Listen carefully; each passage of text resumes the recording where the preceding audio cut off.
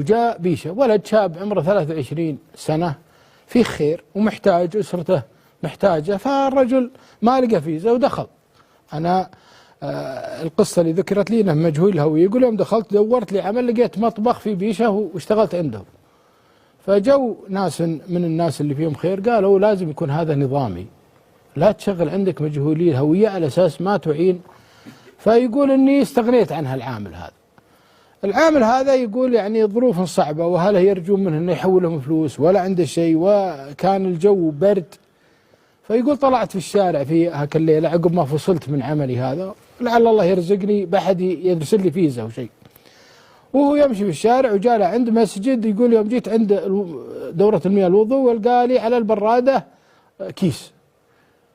يقول يوم فكيت الكيس ولا فيه 25,000 ريال سعودي. ما شاء الله.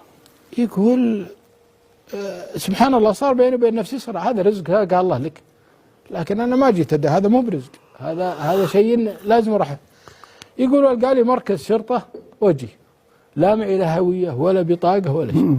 يوم دخلت عندك يا فلان، قال والله أنا لقيت هذا الكيس وفيه فلوس 25,000 ريال. يقول يوم شافوني وشافوا هيئتي أكبروا فيني هذا الأمر. يا سلام. فيقول سبحان الله، أثر الرجل جاء مبلغا عنه من مثل العصر أنه فاقد له مبلغ مال، ويتصلون على الرجال وشلون الكيس، قال كيس أبيض، ولون المبلغ قال المبلغ 25,000 ريال ويعطون إياه. وين اللي لقاه؟ قالوا هذا الرجل. قال راح ولا أعطاني شيء. عجيب. خذ 25,000 راح ولا أعطاني شيء. لكني أنا الحقيقة الحمد لله لا رديت.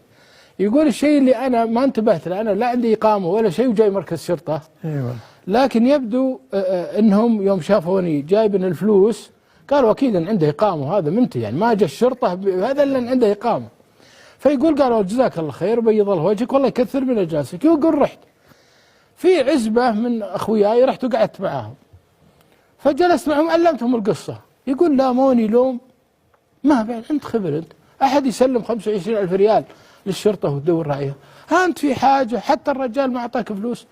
قلت يا أخي أنا ما جيت أدور هذه، أنا جاي أشتغل وأترزق الله، أنا ما جيت أخذ حقوق الناس. الرجال هذا يمكن رأيه محتاج ولا ظروفه صعبة.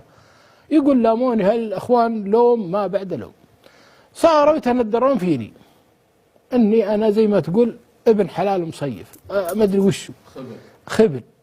يقول ما همني، قعدت لي شهرين إلا يجيني اتصال من جدة من ناس من تجار اليمن اللي في جدة اللي عندهم شركات كبيرة. ايش اللي صار؟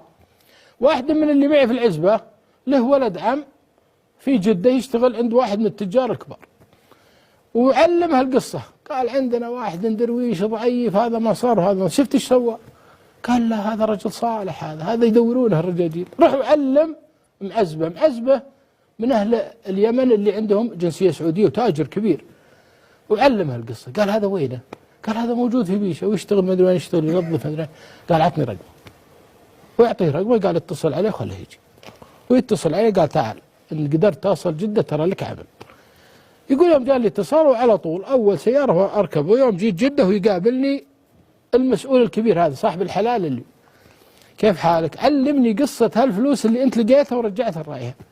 قال والله أنا كنت أمشي في الليل وهذا وضعي وأنا جاي من مجهولي الهوية ولقيت الفلوس وسلمتها الشرطة. قال ولا خفت تروح للشرطة ولا شيء؟ قال والله ما ناظرت الكلام هذا، ناظرت إن في رجل محتاج لهالفلوس وإنه ضايع، طريقة لفتها وهذا خلتني.